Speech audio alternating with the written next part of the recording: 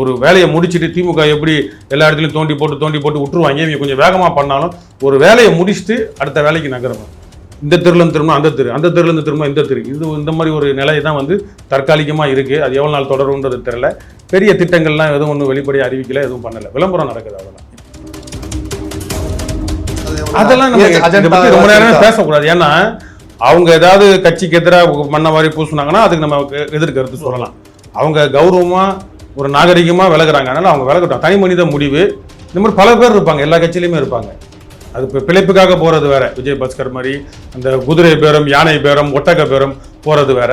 இது மன வருத்தத்தில் இருக்க, தொடர் தோல்வியில் இருக்கிறதுனால அவங்க ஒரு சில பேருக்கு நம்ம ஜெயிக்கணும், இல்லை ஜெயிக்கிற கட்சிக்கு போகணும்னு மனசு மாறும். ஒரு சில நாட்கள்லேயே இந்த பதவி 2-3 நாட்கள்லேயே அதுதான் இவரோட விஜய் வந்து என்னமோ பெரிய அறிவாளின்னு நினச்சிக்கிறார். அவர் வந்து ஜோசப் விஜய்ன்றதை வந்து எச் ராஜா தான் அந்த சீட்டு உளவியலை நல்லா வெளிப்படையாக காட்டுது. அப்போ இவர் பொதுநல நோக்கோடு மக்கள் பிரச்சனைகளுக்கு போராளிகளை தேர்ந்தெடுத்து, இல்லை கல்வியாளர்களை தேர்ந்தெடுத்து கல்வி பொறுப்புகளையும், போராளிகளை தேர்ந்தெடுத்து அமைச்சர்களும் இப்படி போட்டார்னா நாடு விளங்கும். இது வந்து இந்த கூட்டணி அரசியல், எல்லாருமே வந்து கூட்டணி சேரணுன்றாங்கல்ல, அதோட விளைவை வந்து இப்போ கண்ணால் பார்க்கணும். வைகோ ஐயா போடுற ட்ராமாவில் உலகமே வேந்துரும் போல. விஜய் எவ்வளோ பெரிய சோஃபா வாங்கி கொடுத்துட்டாரு போல. எத்தனை சோஃபா? அதான் கேட்டாரு, சோஃபாவில் எவ்வளோ பணத்தை தான் வைக்க முடியும்.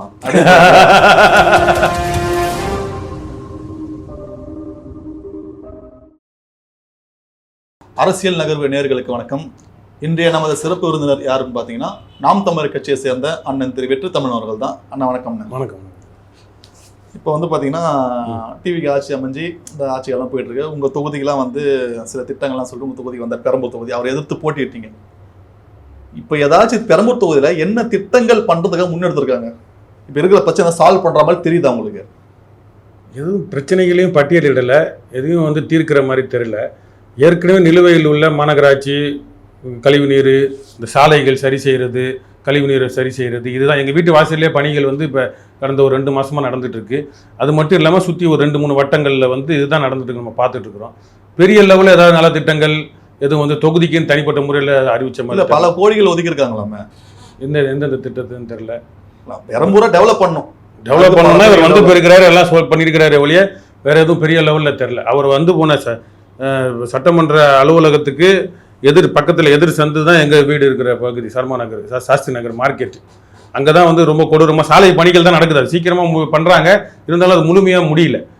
ஒரு வண்டி எடுத்துகிட்டு நம்ம இங்கேருந்து பெரம்பூர் போகணும், இல்லை வேசரப்பாடியிலேருந்து எருக்கஞ்சேரி போகணும், இல்லை வேசரப்பாடியிலேருந்து எங்கேயாவது போகணுன்னா ஒரு 2-3 கிலோமீட்டர் சுற்றியோ இல்லை அந்த சந்தில் பூந்து இந்த சந்தில் பூந்து வரணுன்ற நிலைமை தான் இருக்குது. ஒரு வேலையை முடிச்சுட்டு திமுக எப்படி எல்லா இடத்துலையும் தோண்டி போட்டு விட்டுருவாங்க. இவங்க கொஞ்சம் வேகமாக பண்ணாலும் ஒரு வேலையை முடிச்சுட்டு அடுத்த வேலைக்கு நகரணும். இந்த தெருலேருந்து திரும்ப அந்த தெருலேருந்து திரும்ப இந்த தெரு, இது இந்த மாதிரி ஒரு நிலை தான் வந்து தற்காலிகமாக இருக்குது. அது எவ்வளோ நாள் தொடரும்ன்றது தெரியல. பெரிய திட்டங்கள்லாம் எதுவும் ஒன்றும் வெளிப்படையாக அறிவிக்கல, எதுவும் பண்ணலை. விளம்பரம் நடக்குது, அவ்வளோதான். இப்போ அவர் வந்து தொகுதிக்கு வந்துட்டு போனது பிறகு ஒரு சில கேள்விகள் நிறைய பேர் ஆரம்பிச்சாங்க. இது வந்து ஏற்கனவே இருக்கு, பெரம்பூர் தொகுதி எம்எல்ஏ ஏற்கனவே இருக்கு, இது வந்து திறப்பு விழான்னு சொல்லிட்டு வந்து திறந்து வைக்கிறாரு. அதே மாதிரி வந்து போன டிஎம்கே ஆட்சியில அந்த ரெடி பண்ண அந்த ஏசி பஸ், அம்பேத்கர் காலேஜுக்கு ஆப்போசிட்ல இருக்கு ஏசி பஸ், இவரு செஞ்சுதான் வந்து அவர் போட்டோவை போட்டு திறந்து வச்சுட்டு போறாரு அப்படின்னு கேக்குறாங்க. இது திமுக அதிமுக வழக்கமா செய்யறது தானே. கோயம்பேடு பஸ் ஸ்டாப்பை வந்து இவங்க கட்டுவாங்க, இவங்க அதிகாரத்துக்கு வந்தோன்னே அவங்க பேரை போட்டு, இல்லை எம்ஜிஆர் பேரை போட்டு, ஜெயலலிதா பேரை போட்டு, கருணாநிதி பேரை போட்டு திறப்பாங்க. இது வழக்கமாக செய்கிறதான் இவரும் செய்கிறார். இவர் ஒரு மாற்றம்ன்றது அது கிடையாது. அது இதுலேருந்தே நம்மளுக்கு வெளிப்படையாக இல்லை. இப்போ நீங்க என்ன சொன்னீங்கன்னா அவங்கள தான் செய்யறாங்கன்றீங்க. அந்த மாற்றத்தை இவர்கிட்ட எதிர்பார்த்தான மக்கள் ஓட்டு போட்டாங்க. ஏன்னா இவரு என்ன சொன்னாரு, நான் மாற்றம்னாரு. இப்போ அதே சொன்னாரு, மக்கள் எதிர்பார்த்து ஓட்டு போட்டாங்களா? மாற்றத்துக்கான ஓட்டாண்டதில்லை. சினிமா மாயை, இவரோட முக கவர்ச்சி, இதில் தான் வந்து விழுந்த ஓட்டை ஒழிய மக்கள் மாற்றத்துக்கு 1,75,00,000 ஓட்டு வந்திருக்கு. இது மொத்தமே வந்து சினிமா கவர்ச்சின்னு சொல்ல முடியுமா?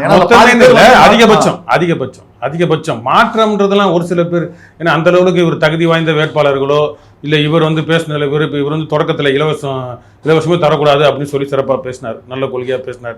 இப்போ ஆனால் அவர் தேர்தலுக்கு நெருங்க மானாவாரியாக வாசித்தார். 2,500, 4,500, 5,500 கடன் தள்ளுபடி அது இதுன்னு வாசித்தார். அதனால் அது வந்து அவர் இது மாற்றத்துக்கான ஓட்டுன்னு எடுத்துக்கவே முடியாது. டிவிக்கு எம்எல்ஏ சரத்ன்னு உங்களுக்கு தெரியும். அவர் எதுல ஃபேமஸ்னா ஒரு ஏடிஎம் கார்டு ஒரு மாத்திரையில ஃபேமஸ் ஆனவர்.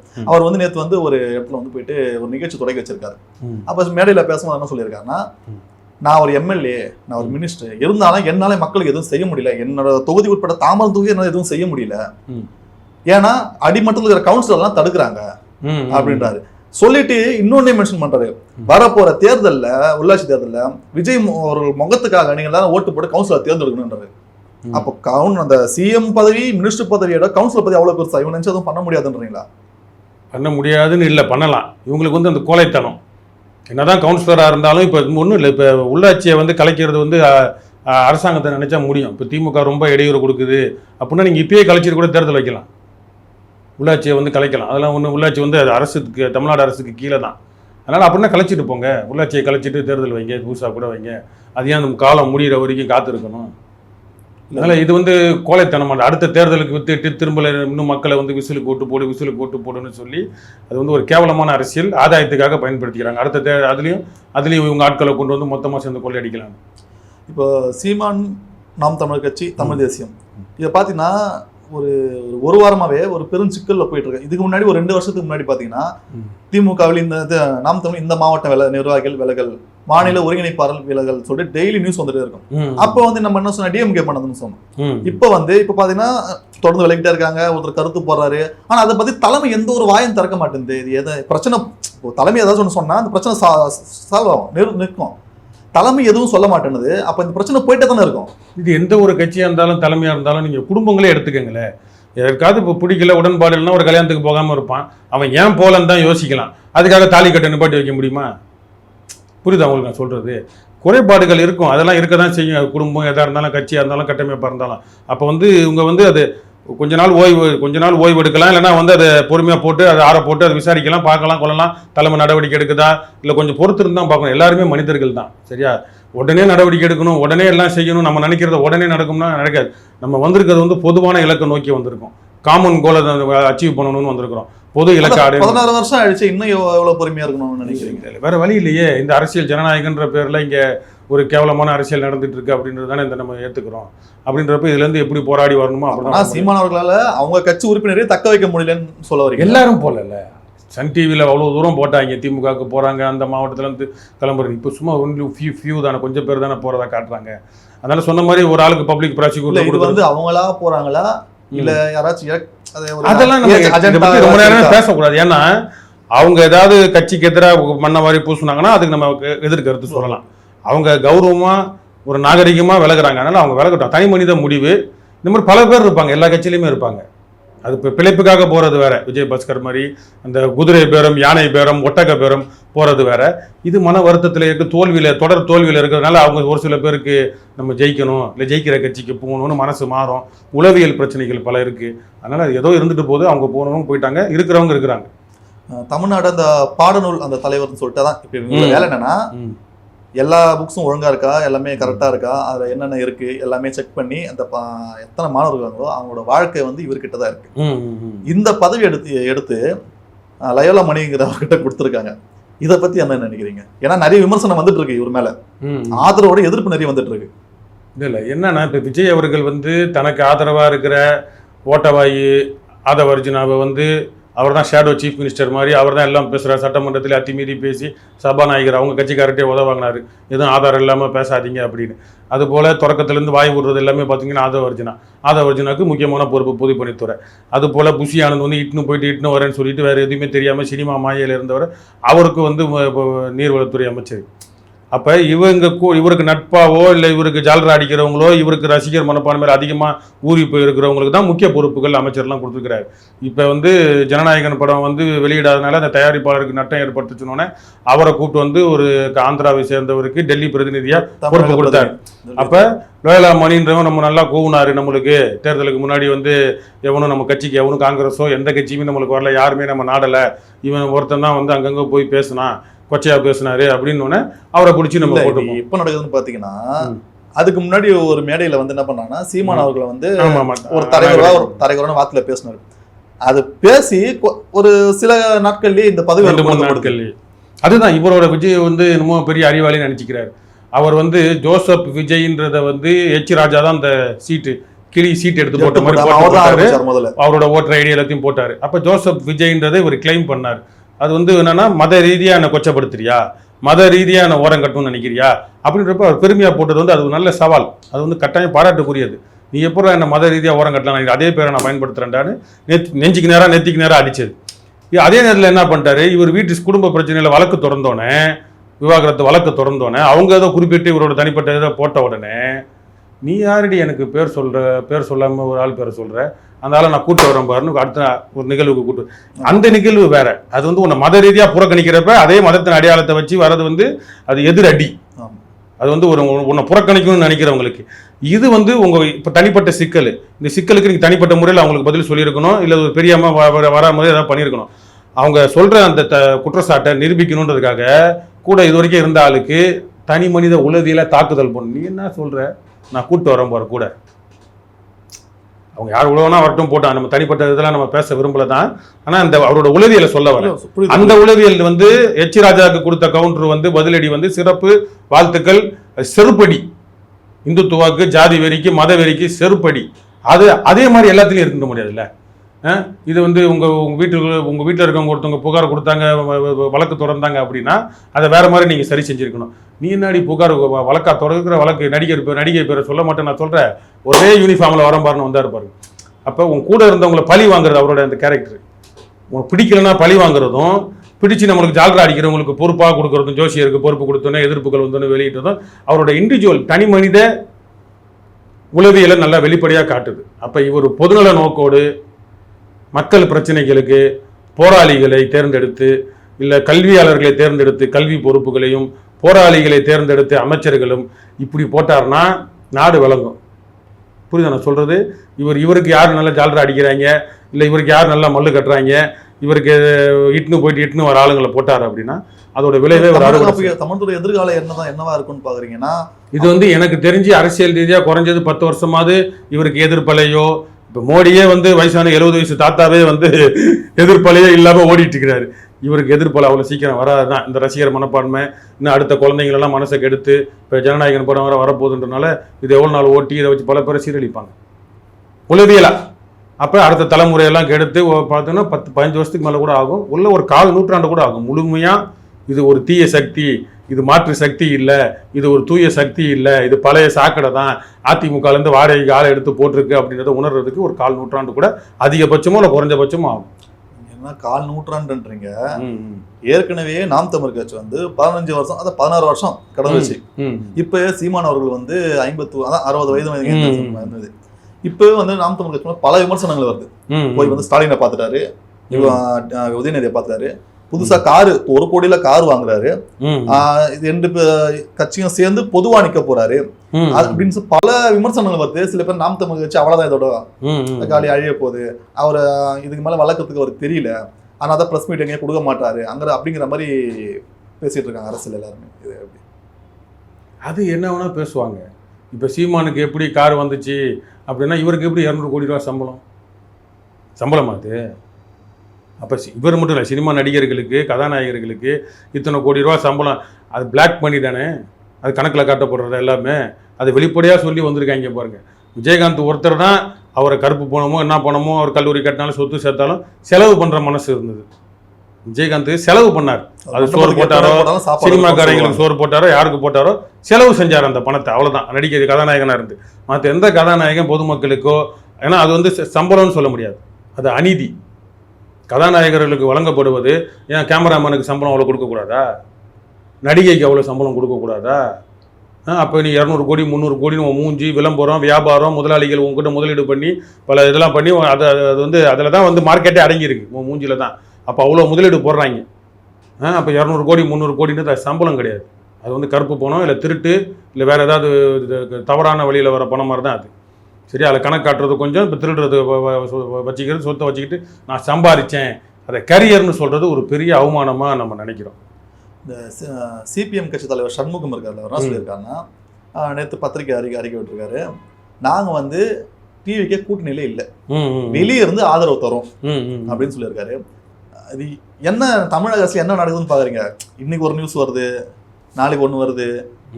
பேசுறது ஒரே ஆள் தான், ஆனா மாத்தி மாத்தி கருத்துக்கள் வருது. இது எப்படி பாக்குறீங்க? தமிழக அரசு எப்படி இருக்கு? ஒரு நல்ல நோக்கத்தோட தான் சிபிஐ, சிபிஎம், விடுதலை சிறுத்தை எல்லாம் வந்து இன்னொரு தேர்தல் வந்தால் ஒரு பெரும் செலவு, இந்த அடிக்கிற வெயிலில் எதுக்கட திரும்ப ஊர் சுற்றணும்னு நினச்சி இதுக்கு பிரச்சாரம் பண்ணு சொல்லி திமுக கிட்ட அனுமதி வாங்கிட்டு தான் போனாங்க. ஆனால் முரட்டு குத்துறதுக்கும் இல்லை ஒரு அநாகரிக செயல்களுக்கு வந்து எதிர்ப்பு கொஞ்சம் எதிர்ப்பு தெரிவித்தாங்க. இந்திய கம்யூனிஸ்டில் அவர் பேர் என்ன பாண்டியனா, சிபிஐ வந்து மாநில தலைவர் வீரபாண்டியன் அவர்கள் வந்து அவ்வப்போது வந்து இருக்கிற குறைகளை வெளிப்படையாக சுட்டி காட்டுறாரு. அந்த குதிரை பேரும் யானை பேரும் அதெல்லாம் சுட்டி காட்டுறாரு. இருந்தாலும் அவங்களால விட்டு வர முடியல. இப்போ திமுக பக்கமும் வெளிப்படையாக போக முடியாது. இது வந்து இந்த கூட்டணி அரசியல், எல்லாருமே வந்து கூட்டணி சேரணுன்றாங்கல்ல, அதோட விளைவை வந்து இப்போ கண்ணால் பார்க்கணும். வைகோ ஐயா போடுற ட்ராமாவில் உலகமே வேந்துரும் போல். அவர் எல்லா பக்கமும் நின்றுட்டு இப்போ கடைசியாக விஜய் பக்கம் நின்றுட்டு ரொம்ப மல்லு கட்டுறாரு. கூட்டணி தர்மம் அதுக்கு பேர் சொல்றாரு அவரு, கூட்டணி தர்மம். அதனால அது வந்து ரொம்ப பெரிய ஒரு கேவலமான அநாகரிகமான செயல். இப்போ நாம் தமிழரை வந்து நீங்கள் முதல்ல கேள்வி கேட்குறப்ப இந்த கட்சி நீடிக்குமா குறை சொல்லுவாங்களா? நாம் தமிழர் 3வது பெரிய கட்சியாக இருந்தது. இப்போ இந்த தேர்தலில் இப்போ சிறு வீழ்ச்சி. அப்படி இருக்கிறப்ப 3வது பெருங்கட்சியாக இருக்கிறப்ப எங்கள் கட்சிக்கு எவனும் வரமாட்டான்னு நினச்சிருக்கீங்களா? இல்லை கட்சி ஆரம்பித்த புதுசில் பெரிய திமுக இந்த ஆளுங்க வரலன்னு நினச்சிருக்கீங்களா? அப்போ நாங்கள் இப்போவே இவ்வளோ ஸ்க்ரீன் பண்ணி கட்சிக்குள்ளே வந்தவனே பல பேர் வந்து நாங்கள் கட்ட பஞ்சாயத்து பண்ணுறவன், இல்லை அடாவடி பண்ணுறவன், தான் தோன்றித்தனமாக இருக்கிறவனை சீமானனை விலைக்கு அப்போ இவ்வளோ தூரம் கட்சி வச்சிருக்கிறாரு அப்படின்னா ஒரு கட்டுப்பாட்டோட இதை விட வேறு என்ன கட்சி வேணும்? எல்லாம் விஜயபாஸ்கர் வா, வேற யார் வேணா வா, எவன் வேணா வா, அதிமுக எடப்பாடிக்கு 150 கோடி சேர்த்து கொடுத்தா அவரே வந்துடுவார். எதுக்கு எடப்பாடிக்கு மட்டும் விலை பேசாமல் இருக்கிறீங்க?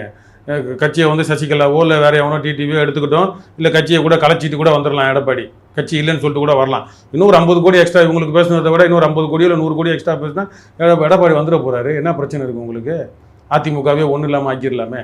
அப்போ இது போன்ற எவனை வேணால் வாங்கலாம், யாரை வேணால் வச்சுக்கலாம், எவன் வேணால் வரலாம் அப்படின்னு ஒரு கேவலமாக இல்லாமல் ஒரு விதிமுறை இருக்குது, ஒரு கோட்பாடு இருக்குது, தலைமைனா ஒரு கட்டுப்பாடு இருக்குது, குறைகள் இருக்கு, அது வேற இருக்குன்றதுல எங்கள் கட்சி இருக்கிறதுல ரொம்ப பெருமை. இதை வந்து கேவலமாக கொச்சையாக நினச்சா ஒன்றும் பண்ண முடியாது. இதை ஒரு அரிய வாய்ப்பாக நினச்சி சரி இவ்வளோ கட்டுக்கோப்பாக இருக்கிறாங்களே, ஓரளவு கட்சிக்குள்ளே வந்து ஒரு டிசிப்ளின் இருக்கே, ஒரு ஒழுங்கு இருக்கேன்றதை நினச்சி மக்கள் நினைக்க ஆரம்பித்தாங்கன்னா அது காலம் மாறும். எல்லாத்தையும் காட்டும். இந்த சாக்கடை அரசியல் எல்லாம் விழுந்துருச்சுல்ல. பாஜக வரக்கூடாதுன்னு பூச்சாண்டி காட்டி இவன் திமுக. இப்போ பாஜக என்ன இருக்குதா இல்லையானே தெரில, எல்லாம் விஜய்ன்றாங்க. இப்போ எந்த திமுகவாவது பூச்சாண்டி காட்டினாங்க, இவங்க பூச்சாண்டியும் காட்டுறதில்ல.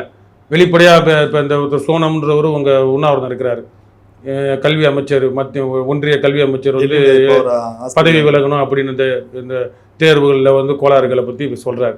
இது சம்மந்தமாக தாவேகாலேருந்து யாராவது பேசியிருக்காங்களா? ராசா வந்து திமுக சார்பாக போய் நாடாளுமன்ற உறுப்பினர் பேருக்கு பார்த்து அட்டண்டன்ஸை போட்டு வந்துட்டார். இப்போ அவரை கைது பண்ணி மருத்துவமனையில் வச்சிருக்கிறாங்க. தாவேகா சார்பாக ஒரிஜினல் எல்லாத்துக்கும் வாய் விடுவார்ல, ஏன் விடல பாஜகவுக்கு எதிராக? போட்டு பார்த்து திமுகவாது வர்றாங்க. இப்போ நாடாளுமன்றத்தில் ஓட்டு எடுப்பு வந்தால் விலகிடுவாங்க, வெளியே வந்துடுவாங்க. அது வேற பாஜகவுக்கு மறைமுக ஆதரவு. ஆனால் வந்து முஸ்லீம்களும் இஸ்லாமியர்களும் ஏமாத்துறதுக்கு வெளியே நின்று மல்லு கட்டுற மாதிரி காட்டுவானுங்க. இவங்க அதுவும் காட்டுறதில்லை.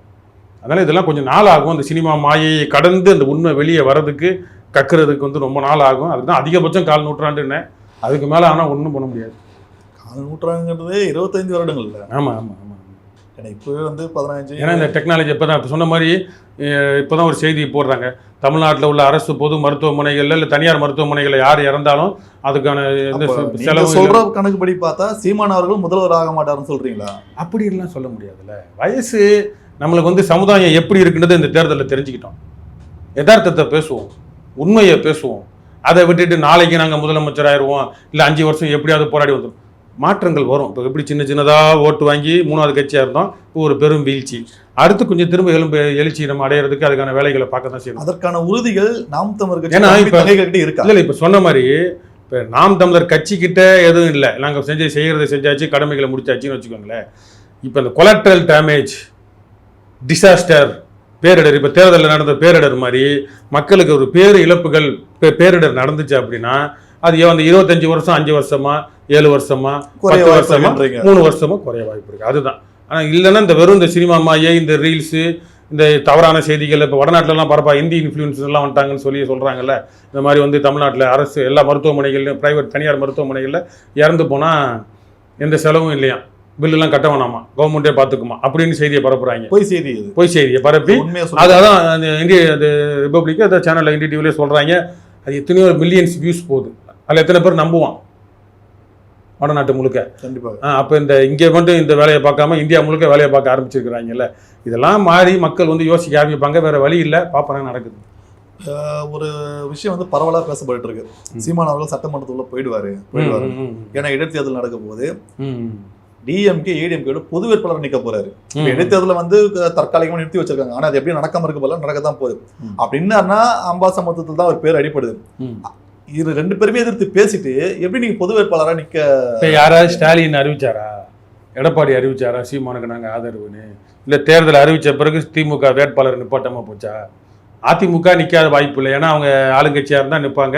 மற்ற ஈரோடு கிழக்குல வந்து திமுகவும் நாம் தமிழ் தான் இருந்துச்சு. அப்ப தாவேகா வந்துருச்சு. வந்து ஏன் நிக்கல? அந்த மாதிரி எடப்பாடி நிக்கல. அப்ப நாம் தமிழர் பொது வேட்பாளரா? இவரும் 25,000 ஓட்டு தான் வந்துச்சு. அப்ப அதிமுக காரங்க போட்டிருந்தாங்க அப்படின்னா வென்றிருக்கலாம்ல, வரல ஓட்டு. அப்ப அது போலதான் இந்த தேர்தலும். நம்ம வந்து மக்களை நம்பி போறோம், இன்னும் கடுமையா போராடணும், வெல்லணும்னு சொல்லி போறப்ப நம்ம தீவிரமா களமாடணும், அவ்வளவுதான். இது வரைக்குமே முக்கியமான சட்டமன்ற தேர்தலில் நிக்கிற ஒரு சீமான் அவர்கள் இந்த தடவை மட்டும் எதுக்காக இடைத்தேர்தலில் நிக்கணும்னு சொல்லிட்டு முடிவு எடுத்துருக்காரு. அது என்னங்க இதுல என்ன முடிவு எடுக்கிறதுல என்ன இருக்கு? தேர்தல் இப்ப சட்டமன்றத்தில் வந்து சொன்ன மாதிரி இப்ப இந்த ஒரு கேள்வி சவால் வைக்கிறேன் நான். முதலமைச்சருக்கும் எதிர்கட்சி தலைவருக்கும் 10 நிமிஷம் நேரம் கொடுப்போம் சபாநாயகர் முன்னிலையில். தூய தமிழ்லாம் வேணாம், தமிழில் மட்டும் பேசுவோம். ஆங்கிலம் கலக்காமல், பிற மொழி கலக்காமல், தமிழில் மட்டும் முதலமைச்சர் அவர்களையும் எதிர்கட்சி தலைவர்களுக்கும் 10 நிமிஷம் நேரம் கொடுப்போம். பேச சொல்லுங்க பார்ப்போம். தெரியாது, டங்கிலீஷ். அங்கே போதையை விடுன்னு எழுதுறது கூட ட்ரக்ஸை விடுன்னு தான், VIDUன்னு தான் எழுத தெரியுது. வீடு விடுன்னு எழுத தெரில, போதைன்னு எழுத தெரில. அதையாவது அவங்கள்ட்ட கேட்க வேண்டியதானே? குறியில் போனா இந்த ரெட்டை சுழி போடணுமா, ஒத்த சுழி போடணுமான்னு கேட்டு போதைன்னு எழுத வேண்டியதானே? அப்போ இதுவே அடிப்படையாக தெரில. அதனால் ஒரு பச்சை தமிழன், தமிழ் அறிந்தவன் போகிறதுல தவறே இல்லை. வெளியே இந்த அரசியல் தெரிஞ்சவங்க என்ன சொல்றாங்கன்னா, சட்டமன்றத்துல டிஎம்கே என்ன சொல்ற, டிஎம்கே வந்து எங்களுக்கு பேச யாருமே இல்லப்பா, பையனை கஷ்டப்படுறான். அது மாதிரி ஏடிஎம்கே வந்து எங்க சைடு அந்த அளவுக்கு பேச யாரும் இல்லை, அவனுக்கு வந்து பேசுறதுக்கு பதிலும் சொல்ல முடியாது, ஏன்னா எல்லாமே நாங்களே பண்ணிட்டோம், கேட்டு எங்களே திருப்பி கேட்கறாங்க, நீ வாப்பா உள்ள அப்படின்னு சொல்ற மாதிரி பொதுவாக நாங்க வந்து வாபஸ் வாங்கிக்கிறோம், நீ நில்லுங்க மாதிரி மறைமுகமா பேசுறாங்க. அது வாபஸ் வாங்கினா அவங்களுக்கு அசிங்கம் இல்லை. அது என்ன நடக்குதுன்னு பார்ப்போமே. நம்ம இது தேர்தலே அறிவிக்கலைங்க. சீமான் நிக்கிறன்றத சொல்லிட்டாரு, நேரடியா பேசிட்டாரு. இப்ப அவங்க எதுவும் பேசலையே, பேசாம என்ன பண்ணுவீங்க? அதை விட்டுட்டு அவங்க எப்படி வாபஸ் வாங்குவாங்க? நிக்காம போவாங்க, அது வேற. ஏடிஎம்கே நின்றது இல்லை, ஏன்னா ஆளுங்கட்சி அந்த நிற்பாங்க, நிக்க மாட்டாங்க. திமுக ஸ்ட்ராட்டஜி இப்போ நிக்காம இருந்தாலும் பேச்சு எடுக்கணும். நின்றுட்டா பேச்சு கொஞ்சம் ஸ்டாப் ஆகும். கடைசி நேரத்தில் வாபஸ் வாங்கினா கொஞ்சம் பேச்சு, அப்பயும் பேச்சு வரும், ஆனா கொஞ்சம் நல்லா பார்க்கலாம்ல. நம்ம ஏதோ ஒரு தேர்தலில் கூட எடப்பாடி வெளிப்படி ஆதரவு தெரிவிக்கல, அதிமுக காரங்க லைட்டா ஒரு சின்னதா வந்து நாம் தமிழருக்கு ஆதரவாக பிரச்சாரம்லாம் போனாங்க, பெரிய லெவலில் ஓட்டு வரல. அதெல்லாம் வந்து பார்ப்போம் என்ன நடக்குதுன்றது. இப்போ ஸ்டாலினே திருச்சி கிழக்கில் நிற்கிறாருன்றாங்கன்னா அங்கே நாம் தமிழர் வேட்பாளர் நிற்காம போயிருமா? இன்னும் அவரும் அறிவிக்கலை, ஸ்டாலின் ஒன்றும் அறிவிக்கலை. நேரு சொன்னார், KA நேரு சொன்னார், தளபதியை வந்து எங்கால வந்து நாங்கள் சட்டமன்றத்துக்குள்ளே அனுப்புவோம் அப்படின்னு சொன்னார். அப்போ திருச்சி கிழக்கில் ஸ்டாலின் நிற்கிறாரான்னு பத்திரிகையாளர்லாம் கேட்டதுக்கு அவர் மௌனமாக தான் போனார், இதுக்கு இல்லைன்னுலாம் சொல்லலை.